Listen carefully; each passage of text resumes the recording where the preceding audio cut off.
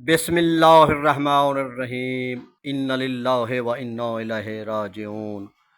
यारहम Muharram San बीबी ज़हरा दा बाग उजड़ गए। करबला दे सहरा विच गुल फुल खिंडे पैन। पमाल थाए होए लाशे सुजनी दे नहीं। सर जुदा कर दिते गए। खैमे को भई ला दिते ने। 80 बाल सैदें दे सहरा दो। सरहा दे वीराने दो मुँह करके निकतन। कुछ लब पैन कुछ अजा तई लापतान।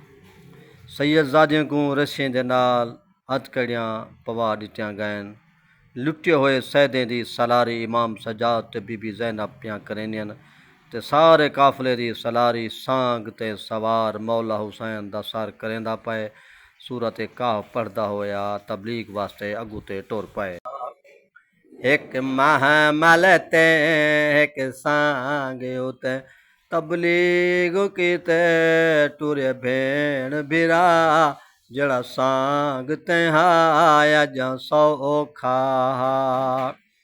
है हसबो नां दे पत्थरां विच हमशीर दा महमल सुरख थिया। जड़ा सांग ते हाया जा सौखा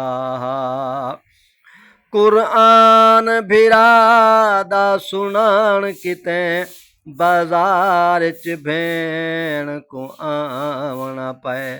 कुरान पढ़न भी औखा सही कुरान सुनन बहु औखा।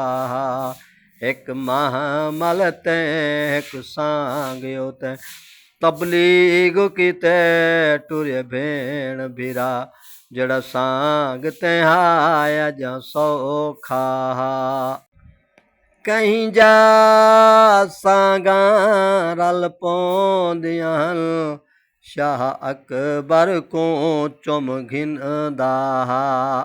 महमल दी मलका सिकदी रही बोसे दा वक्त नहीं मिलिया। जड़ा सांग ते हाया जा सौखा तारीख ये फैसला नहीं कीता। सजाद दी हंज ए फर्क दसे अमड़ी दे महमल को चुमके एक कैदी रोंदा खून रिहा। जड़ा सांग ते हाया जा सौखा अकबर दा बाबा रोंदा उको कहीं नी रोकिया रोवण तू। पर महमल विच हर वैण वेले झिणकी दी रही है आन दी मां। जड़ा सांग ते हाया जा सौखा एक महमल ते एक सांग उते तबलीग किते टुरे भेण बिरा। जड़ा सांग ते हाया जा सौखा कुरान बिरादा सुनन किते बाजार च भेण को आवना पए। कुरान पढ़न वे औखा सही पर कुरान सुनन बहु औखा।